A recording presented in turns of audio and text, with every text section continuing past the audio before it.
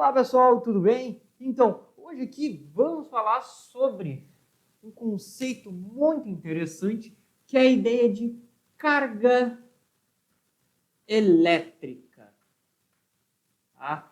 Conceito muito interessante, muito importante para os vestibulares, principalmente as questões envolvendo a eletrostática ou eletrodinâmica, certo? E bem, de onde é que parte essa ideia, certo? A eletricidade, a questão da eletricidade, ela é estudada desde muito tempo atrás, muito antes mesmo da época de Newton, certo? Estudado, por exemplo, por Tales de Mileto, um dos pioneiros aí do estudo da eletricidade, ok? E, bem, a ideia da carga elétrica, certo? Ela parte, né, do modelo atômico. Tá? Modelo atômico. Claro, eu não vou falar aqui sobre todos os modelos atômicos, vamos ter uma aula sobre isso, né? Temos uma aula para falar sobre os modelos atômicos. Eu vou especificar num principal aqui, certo? Para nós nos guiarmos, certo? Que é basicamente o modelo, vou me basear no modelo de Bohr aqui, tá? Embora tenha outros mais, como posso dizer, um pouco mais próximos do que a gente acredita ser realmente o átomo, né? Mas bem, nesse modelo atômico principal que nós temos, né? Nós temos um núcleo, tá? E nesse núcleo, né? Contido dentro desse núcleo, ou melhor, o que forma esse núcleo são duas partículas chamadas prótons e nêutrons. Tá?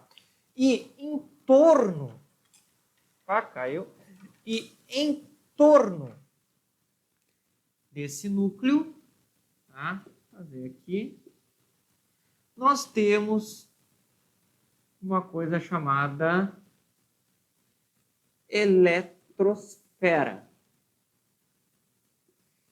E, bem, nessa eletrosfera, nós temos os chamados elétrons. Ok? Então, a ideia da carga elétrica ela vai partir principalmente daí. Por quê, né? Pelo seguinte, estudando esse modelo atômico, essa estrutura atômica de prótons, nêutrons e elétrons, né, percebeu-se, ou até mesmo muito antes de descobrir o modelo atômico, né, estudando as propriedades elétricas, se percebeu que, né, pensar dois corpos aqui, eu vou fazer um rachurado e o outro vazio, né? Como se fosse uma propriedade qualquer desses corpos, ok? Mas quando tinha propriedades, né, uma certa configuração, que eu vou chamar aqui de rachurado e não rachurado, eu tinha uma interação de atração entre eles. Ou seja, existia uma força atrativa entre os dois. Né? Se eu colocasse um terceiro, aqui eu vou chamar de A, aqui eu vou chamar de B, eu vou colocar um terceiro corpo que é C, que também está não rachurado, ou seja, também vai haver uma força aqui de interação entre eles. E era uma interação, na época dizia, uma interação à distância, né? Ou seja, não tinha o contato físico. E aí que era uma coisa muito estranha, porque lá nas leis de Newton, todas as forças necessitam de contato, né? E bem, uma coisa mais estranha ainda era que esse B e esse C, quando eles eram colocados próximos um do outro, havia uma interação de repulsão. Ou seja, B e C se atraíam pelo A, porém, entre eles se repeliam. Né? Então era uma coisa muito estranha isso. Né? Onde é que eu consigo ter esses eventos em que eu consigo ter atração e repulsão ao mesmo tempo? Que característica da matéria está me proporcionando isso? E essa característica, né, baseada nesses estudos, foi a carga elétrica, né, que a gente diz que é uma propriedade intrínseca. Uma propriedade intrínseca da matéria. Né? O que isso significa? Que vai ser essa carga elétrica, ela vai ser sempre o mesmo valor independente do ponto de vista.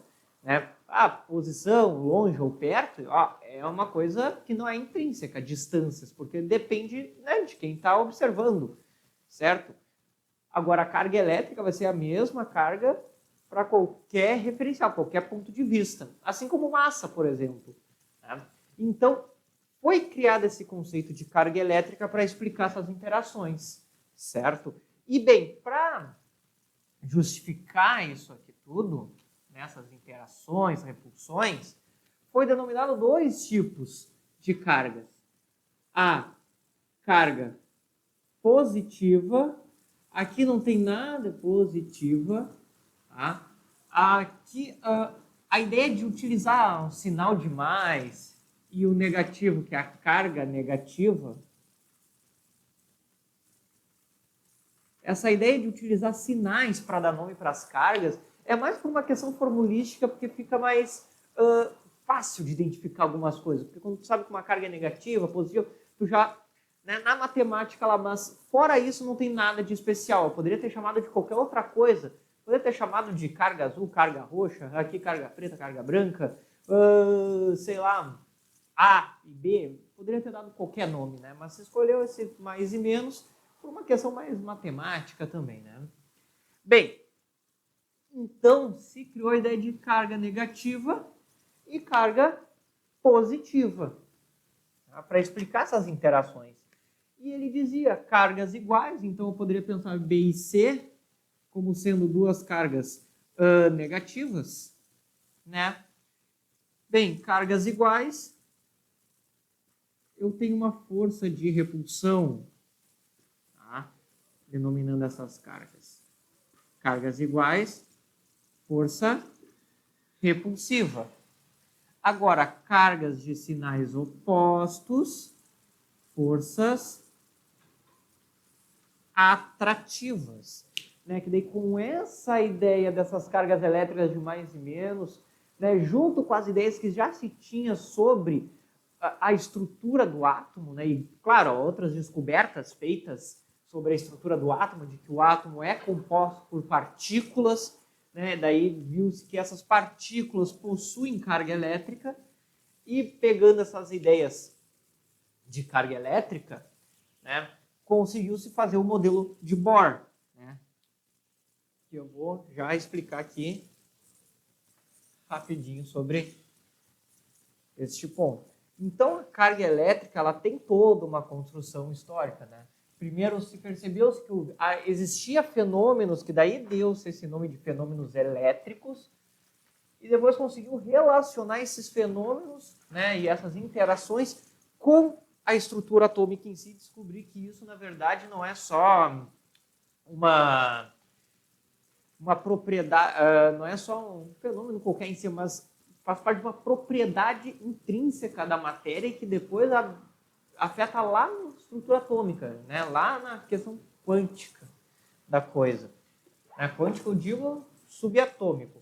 Mas bem, então dentro da estrutura atômica, tá, o que acontece? Temos um núcleo, como eu falei antes, e esse núcleo, só o fio aqui que eu estou chutando, é composto por prótons. E bem, esses prótons são os que ficaram nominados com a carga positiva. Enquanto na eletrosfera tem os elétrons que acabaram denominando-se com carga negativa. Né? Então, como é que o elétron fica... Claro, isso aqui pensando no modelo de Bohr, né? Mas como é que o elétron fica nessa eletrosfera em torno do núcleo? Por causa de uma força atrativa, porque a gente tem um núcleo positivo e uma eletrosfera negativa, né? Então essa força atrativa entre esses dois vai manter esse meu elétron na eletrosfera. Claro, o papo é um pouco mais embaixo ali quando se fala de estrutura atômica, porque daí já envolve a questão da física quântica, mas para o modelo de Born, que foi o primeiro modelo que resolveu para o átomo de hidrogênio, tá? Ele considerou isso e teve resultados incríveis ali. Tá? E bem, outro que aparece no núcleo são os chamados nêutrons. Foram descobertos pouco depois, né? E teve essa dificuldade de descoberta, pois eles não possuem, né, uma carga elétrica, eles têm carga nula, por isso o nome, nêutrons, certo? E a dificuldade de se encontrar uma partícula que não tem interferência elétrica, né, com outros corpos. Então ficaria muito difícil. Então acabou demorando um pouco mais para se descobrir, certo? Então, através dessa interação elétrica que a gente consegue manter, né, por exemplo, a estabilidade dos elétrons na eletrosfera. E a gente consegue ter o átomo em si, né? Certo? Então, temos essa questão para a carga elétrica. Ela é muito mais do que só um fenômeno em si. Ok? E bem,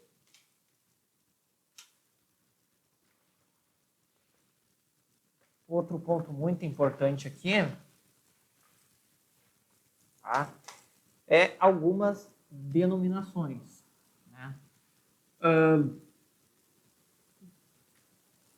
Falar em corpo negativamente carregado.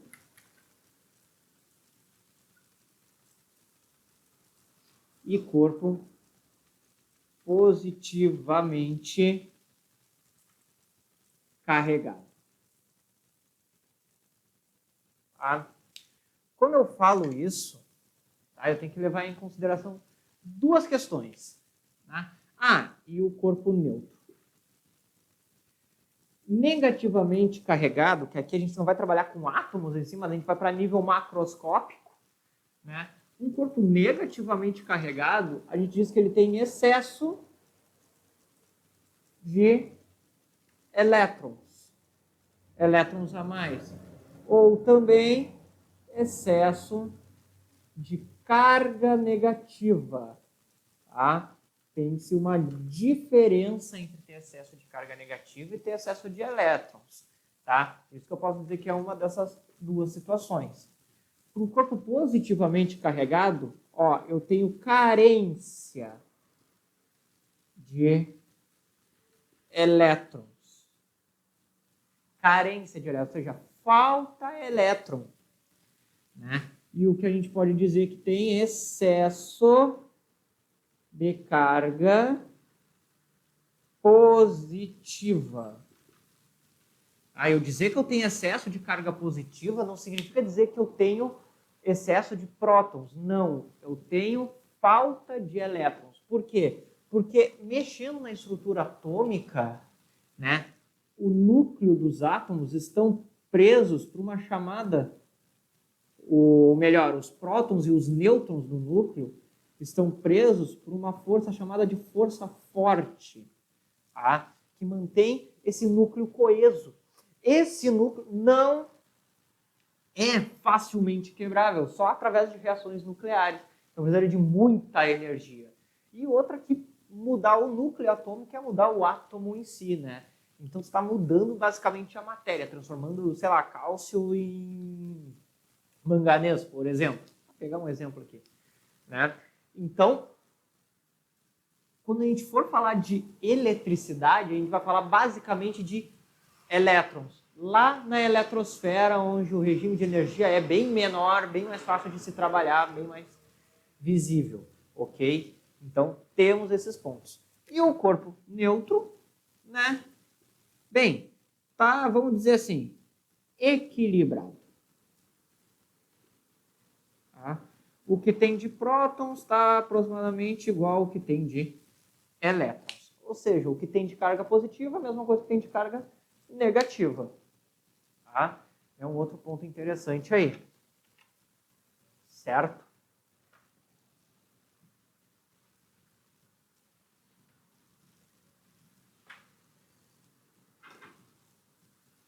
Outra questão aqui da carga elétrica, né, é sobre a interação com o corpo, agora macroscópico, com o corpo neutro. Tá pensando aqui no balão, olha só.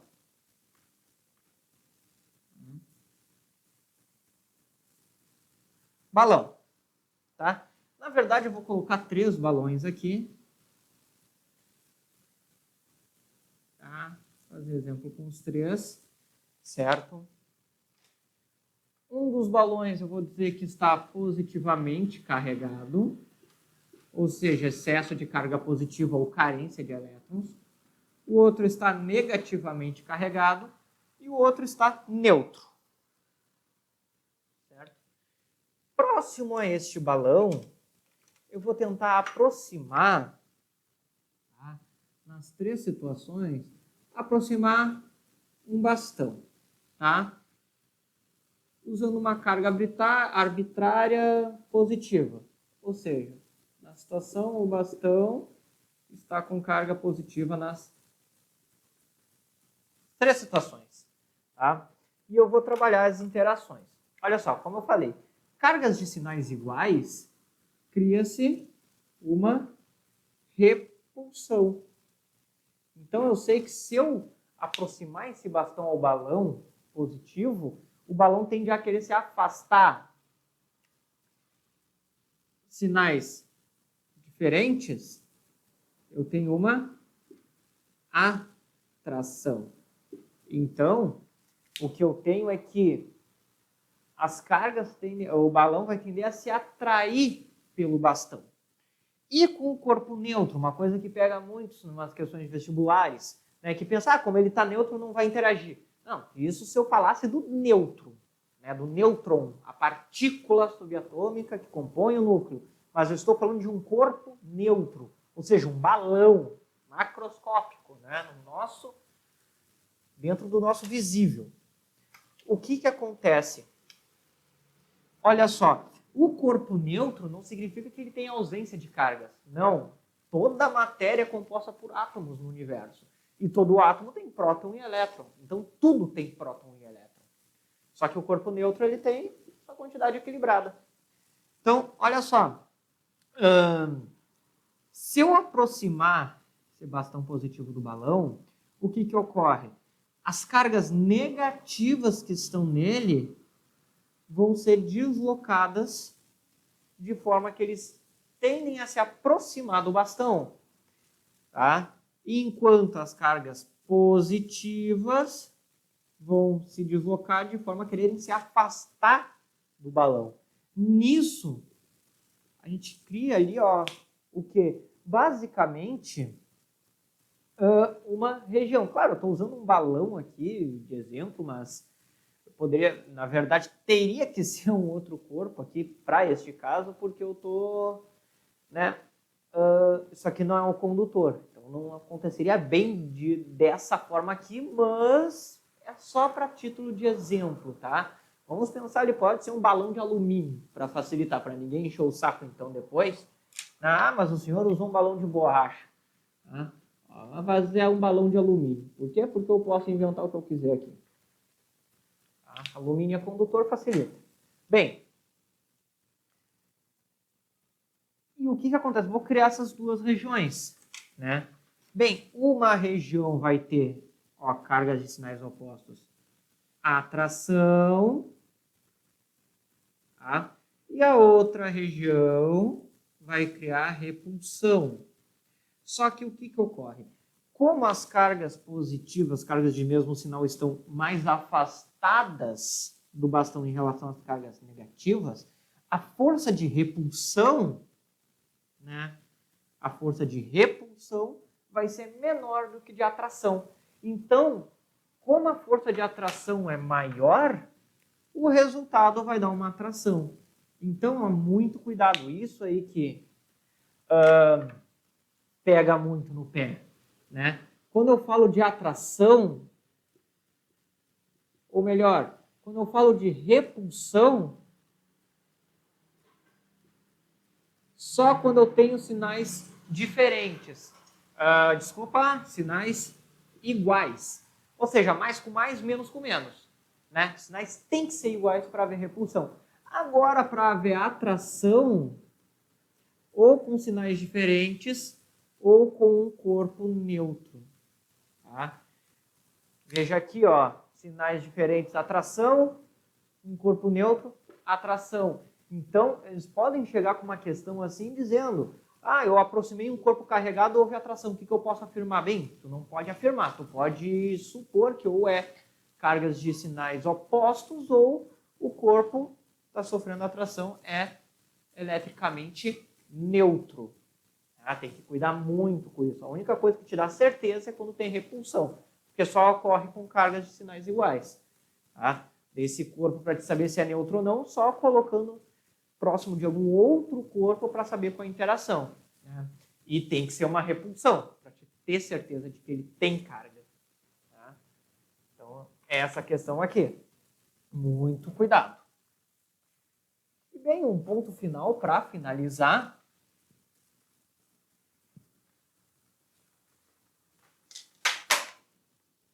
Que é a conservação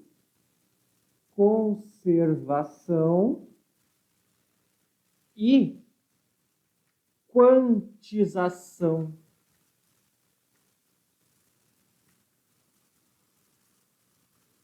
da carga elétrica.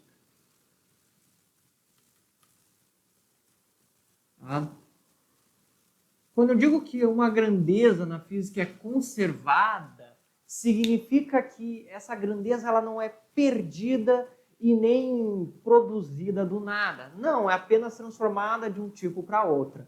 Então, o que eu estou dizendo aqui? Que se, por exemplo, tem um corpo com uma carga positiva, por inúmeros processos que ocorram, pode se separar, pode quebrar, pode passar para outros corpos, mas o que vai acontecer é que a carga vai sempre se conservar. Então, por exemplo, se eu estou aqui com uma carga que eu vou chamar de 1, por exemplo, por enquanto. Se eu quebrar em 3, vai 1/3 para cada lado, não vai ter carga a mais ou a menos, né? Claro, tem a questão do valor líquido, porque tem as cargas positivas com as negativas, mas a carga em si se conserva. Até porque a carga elétrica é uma propriedade do elétron e do próton, né? Eu não tenho como quebrar o elétron. O elétron é carga elementar. O próton, bem, já tem como dar uma quebrada nele, que são os quarks, só que não existem os quarks isolados. Então, os prótons vão ter uma carga elementar também.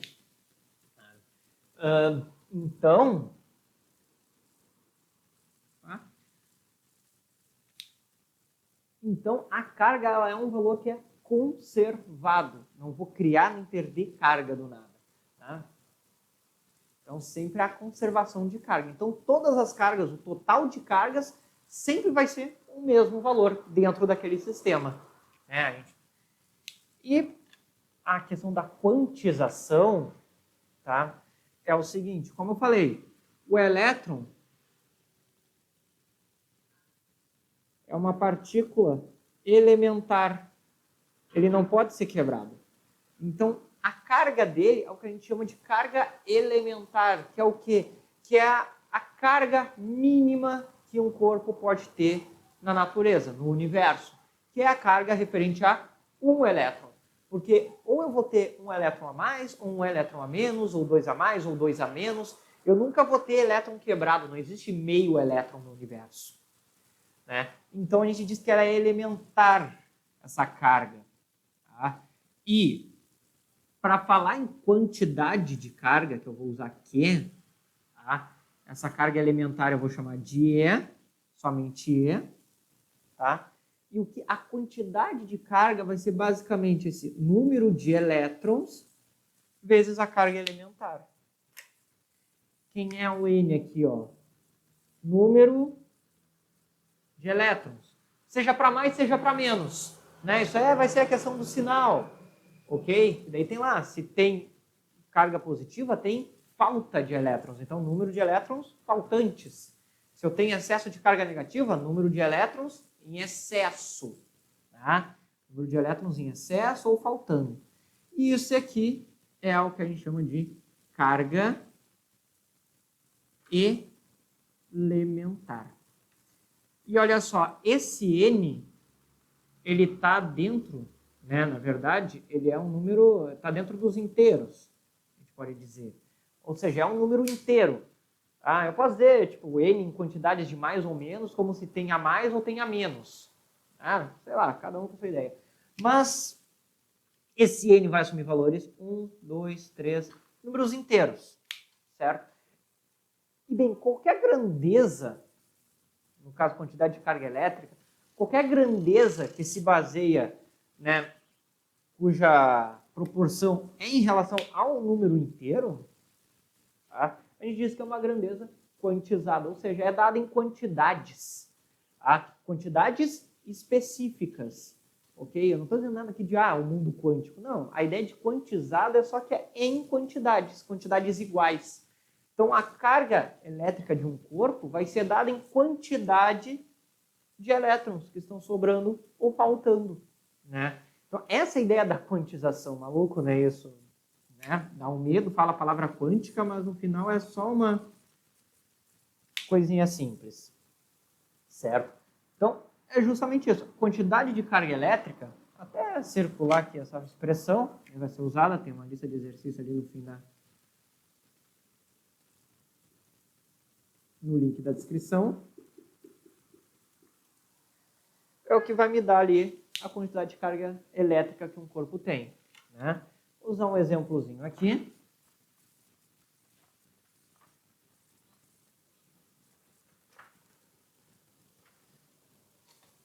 E uma coisa ainda mais louca, que o módulo da carga de um elétron é a mesma que o módulo da carga de um próton. Os dois têm a mesma carga elétrica. Então, poderia dizer, mas o elétron tem carga. Tá, mas e o próton? Nem, o próton tem exatamente a mesma carga do que de um elétron. Então, continua essa quantização. E até porque na elétrica a gente só vai mexer com elétrons, né? E bem, este valor, que é o que a gente denomina E de elementar, tem um valor de 1,6 vezes 10 na menos 19 Coulomb. Coulomb é a unidade de medida de carga elétrica, assim como para massa temos os quilogramas, para carga elétrica temos os coulombs. Em homenagem a Coulomb, que, né, especificou a lei de Coulomb, que a gente vai ver, né, tem uma aula sobre isso. Tá? Eu vou falar aqui sobre essa lei. Tá? Então aqui é a nossa carga elementar. Precisa decorar esse valor? Claro que não. Qualquer questão de vestibular vai informar o valor da carga elementar, certo? Bem, olha só um exemplo.